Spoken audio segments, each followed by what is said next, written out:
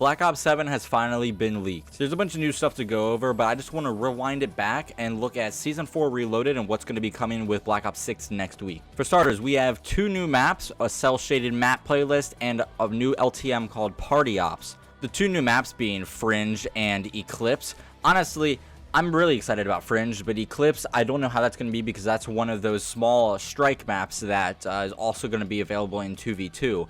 So it's going to be very, very hectic, and it'll probably be a camo grinding map. We're getting cel-shaded variants of Nuketown, Babylon, Skyline, Stakeout, and Grind in a COD Tunes mosh pit, while Party Ops features the same lineup. Now, Season 4 Reloaded launches July 2nd, and we're also getting a Beavis and Butthead bundle, which everyone has their own opinions on the goofy skins and bundles. And I have my own opinion as well, but honestly, it is kind of cool seeing Beavis and Butthead come into the game because I grew up watching that show, so it kind of hits a little close to home. And another thing I wanted to mention is Xbox will be at Gamescom this year, which I don't know if that could possibly mean a multiplayer reveal of Black Ops 7 could be shown. I have no clue. Now, the crazy thing is, in here, in the Call of Duty app, if we back out a little bit to the like COD HQ home screen, there's typically a news screen that pops up that shows you what's new and all that stuff. And apparently yesterday, at the time of recording this, new Black Ops 7 images, including new modes, were leaked through that feature. Apparently because an internal developer message of the day for Black Ops 7 accidentally went live in the Call of Duty app, showing new details like new modes and images of the game where we can, you know, take it up to our own interpretation. So I want to run over what we can see in these images, and if you do enjoy today's video, be sure to leave a like, subscribe, and turn on notifications to be notified every time I upload another video. So apparently these were supposed to be shown for a closed internal play test that was going on, I guess, from Friday to Sunday, and apparently they accidentally launched these into the COD HQ, which is kind of crazy. You gotta think whether these like leaks that come out, whether they're actually by accident or whether they're done on purpose as like a marketing scheme, because I really could see that happening. So the first image I want to go over is this one that tells us about this new mode called Overload, which is 2 teams of 6 players each fight to control a neutral EMP device that must be delivered to the enemy HQ for score. Reach the score limit and claim victory by delivering multiple EMP devices. There's a few things in this picture that I do want to point out. First of all, this character looks fantastic. If this has any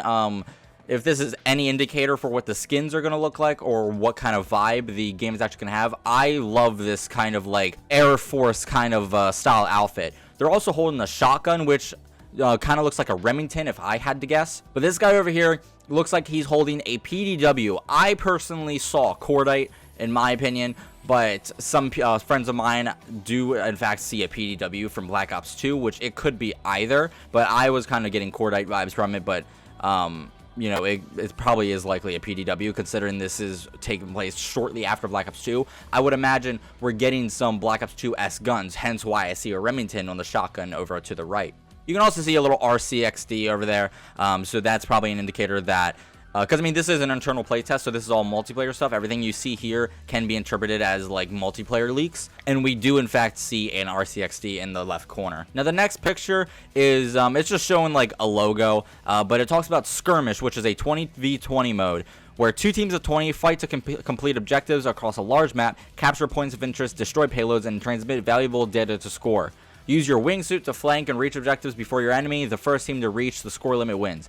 So that paragraph right there reminds me of what you would see in Battlefield 2042, where it's essentially the big map modes of like Conquest and everything, and you can use your wingsuit to fly around the map practically, and it's like kind of futuristic. It probably won't be as futuristic as that game, but it is cool that we're kind of getting the bigger maps back, because I know a lot of people did like Ground War, and Ground War was pretty fun for camo grinding as well. Now that image doesn't really have too much information, but we do have some more information in this image, which shows what I would assume to be a score streak. It looks like a dog or something, or like with a turret, you know, some robot. But in the paragraph it says, ready to get your first taste of Parallax, which I think is an internal code for the game.